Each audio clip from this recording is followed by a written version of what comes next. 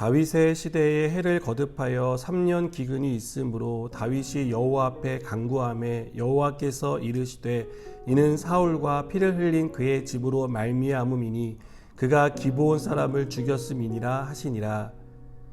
기브온 사람은 이스라엘 족속이 아니요 그들은 아모리 사람 중에서 남은 자라. 이스라엘 족속들이 전에 그들에게 맹세하였거늘 사울이 이스라엘과 유다 족속을 위하여 열심히 있으므로 그들을 죽이고자 하였더라. 이에 왕이 기브온 사람을 불러 그들에게 물으니라. 다윗이 그들에게 묻되 내가 너희를 위하여 어떻게 하랴? 내가 어떻게 속죄하여야 너희가 여호와의 기업을 위하여 복을 빌겠느냐 하니 기브온 사람이 그에게 대답하되 사울과 그의 집과 우리 사이의 문제는 은금에 있지 아니하오며 이스라엘 가운데에서 사람을 죽이는 문제도 우리에게 있지 아니하니이다 하니라. 왕이 이르되 너희가 말하는 대로 시행하리라. 그들이 왕께 아뢰되 우리를 학살하였고 또 우리를 멸하여 이스라엘 영토 내에 머물지 못하게 하려고 모해한 사람의 자손 7사람을 우리에게 내주소서. 여호와께서 택하신 사울의 고을 기브아에서 우리가 그들을 여호와 앞에서 목매어 달겠나이다 하니 왕이 이르되 내가 내주리라 하니라.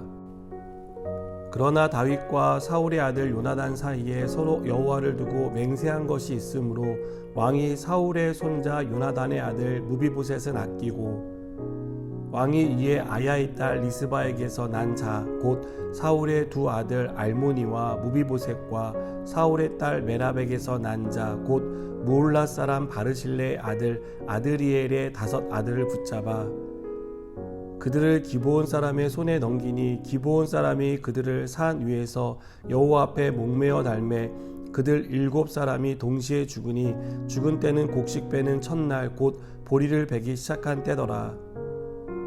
아야의 딸 리스바가 굵은 매를 가져다가 자기를 위하여 바위 위에 펴고 곡식 베기 시작할 때부터 하늘에서 비가 시체에 쏟아지기까지 그 시체에 낮에는 공중에 새가 앉지 못하게 하고 밤에는 들짐승이 범하지 못하게 한지라.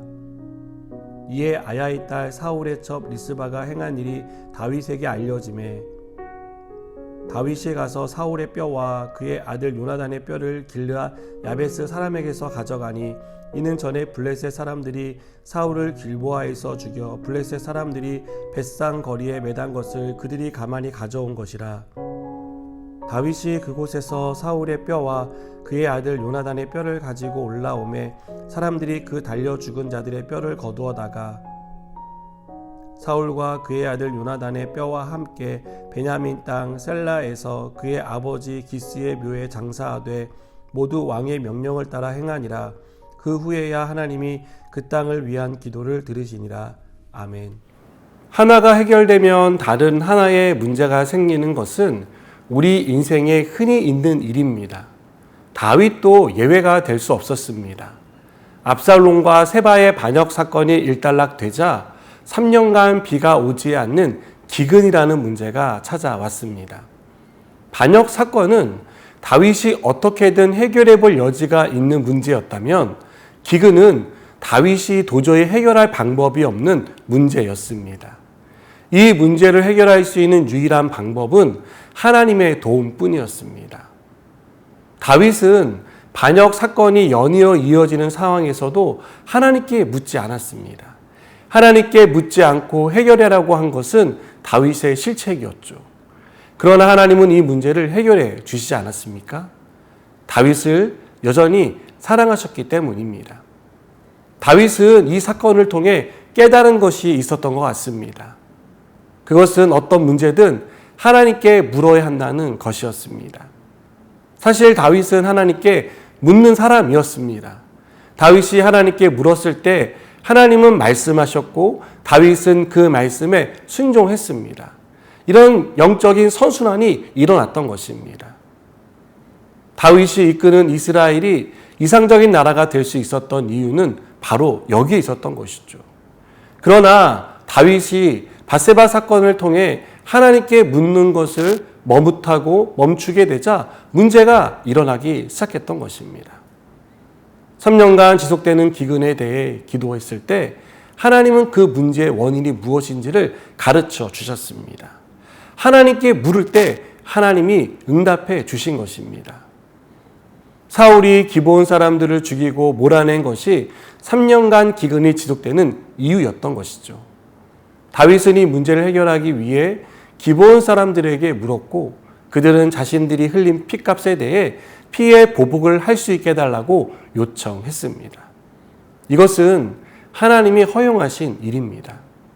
우리는 이 문제를 바라보며 피의 복수를 생각하지만 이 문제의 핵심은 죄에 대한 심판에 있습니다. 사울이 저지른 죄는 그대로 묻히지 않았고 죄를 심판하시는 하나님이 반드시 심판하신다는 것을 우리에게 보여주십니다. 다윗은 기브온 사람들의 요청을 허락했습니다. 그러자 3년간 내리지 않던 비가 내리게 되었습니다. 여러분, 우리는 오늘 말씀을 통해 아픔 뒤에는 회복이 있다는 것을 보게 됩니다. 죄를 단죄하는 일은 어렵고 힘든 결정입니다. 죽은 아들들의 시신을 지키는 리스바처럼 무척 아픈 일이기도 합니다. 그러나 제대로 매듭짓지 않으면 기근은 끝나지 않습니다. 죄에 대한 심판이 없으면 회복은 이루어지지 않습니다. 여러분, 우리에게 일어난 구원도 아픔을 통한 회복이었다는 것을 아십니까? 예수님의 십자가가 없었다면 지금도 하나님과 원수로 지내야만 했을 겁니다.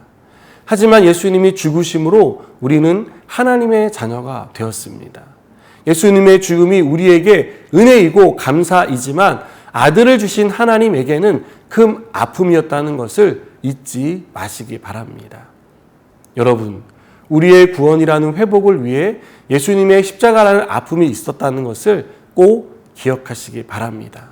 그리고 이 은혜를 베풀어 주신 하나님의 사랑에 감사하시기 바랍니다. 또한 우리 삶에 죄로 인한 아픔이 있더라도 그것이 끝이 아니라 아픔 뒤에는 하나님이 이루시는 회복이 있다는 것을 믿는 저와 여러분 되기를 축복합니다. 기도하시겠습니다. 하나님, 아픔이 있지만 그 아픔을 통해 우리를 회복시켜 주시는 줄 믿습니다.